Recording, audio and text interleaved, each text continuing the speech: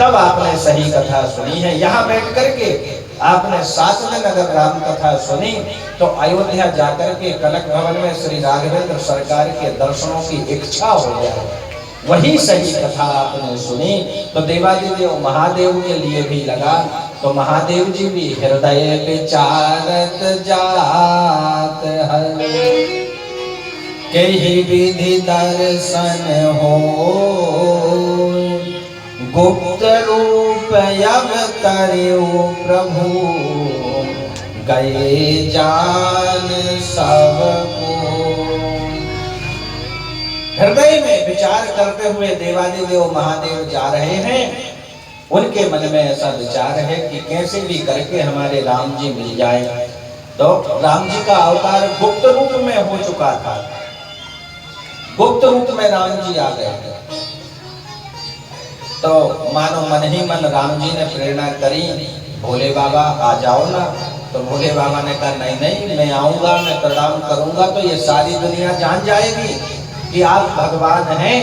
तो जो गुप्त रूप में आपका अवतार हुआ है उसका भेद खुल जाएगा। तो राम जी ने कहा भोले बाबा हमारा जान लेना इतना आसान नहीं है, हमारी माया ही ऐसी विचित्र है।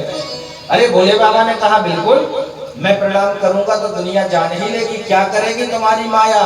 राम जी ने कहा भोले बाबा सारी दुनिया को बाद में जनाना कि मैं भगवान हूँ, पहले अपनी पत्नी सती को ही जना लो कि मैं भगवान हूँ तो जाने। भोले बाबा पहुंचे, मिल जाओ राम तरस नहीं अखियां, केवल राम जी मिल जाए और क्या नाता चाहिए।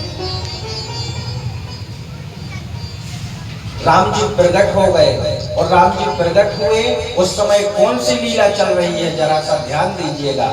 उस समय लीला चल रही है, मां जानकी जी का हरण हो गया और भगवान श्री राघवेंद्र सरकार और लखन भैया जानकी जी को ढूंढते हुए घूम रहे हैं। भोले बाबा ने देखा, जय हो प्रभु आपकी, आप तो हर रूप में, जय सच्चिदानंद भगवान आपकी जय हो, आपकी जय हो। और भोले बाबा ने वहीं से साष्टांग प्रणाम किया, सती माता ने प्रणाम नहीं किया। देखो कितना बढ़िया संकेत है कि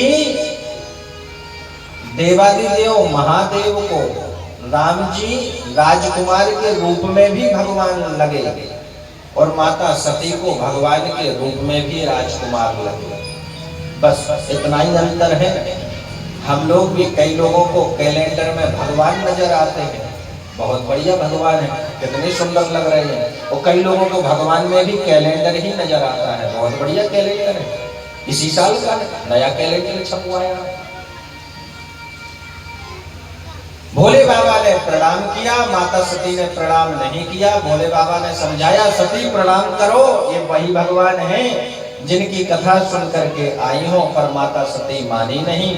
शिव जी ने कहा, हुई है सोई जो राम रचि राखा, वो करी तर्क बड़ा वही शाखा। और देवादिदेव महादेव वहां से आगे बढ़े। शिव जी पुलकित है, भगवान का दर्शन हो गया और माता सती सत्ता में डूबी हुई है। चले जात शिव सती समेता, चले जात शिव सती समेता, चले जात शिव सती समेता, चले जात शिव सती समेता। पुनि पुनि खोल कृपा देता, पुनि पुनि खोल कृपा देता। चले जात शिव, चले जात शिव, चले जात शिव सती समेता, चले जात शिव सती समेता। सती माता के साथ में जा रहे हैं, शिव जी पुलकित हैं, शिव जी प्रसन्न हो रहे हैं कि हमने राघवेंद्र सरकार का दर्शन कर लिया। और माता सती संदेह में डूबी हैं। देवादिदेव महादेव ने कहा, सती जो तुम रे मन अति संदेहु, तो किन जाई परीक्षा लेहु। वही रख दे माता, वहीं रख दे नीचे, बस रख दे कोई बात, रख दीजिए, अभी रख दीजिए, बाद में हम चढ़वा देंगे, हमारी जगह बस स्थान ग्रहण करें। हाँ, प्रणाम करके देते हैं। जय सिया राम, जय सिया राम। शिव जी प्रसन्न हैं और शिव जी ने कहा कि सती तुम्हारे मन में अगर संदेह है तो जो तुम्हारे मन अति संदेह हो तो किन जाई परीक्षा ले हो।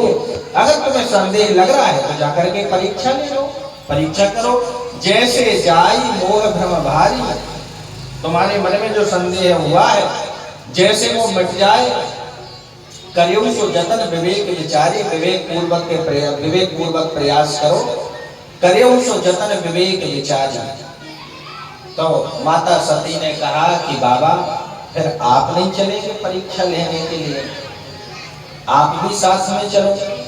शिव जी ने कहा कि सती संदेह तुम्हें हुआ है, हमें तो संदेह हुआ नहीं है।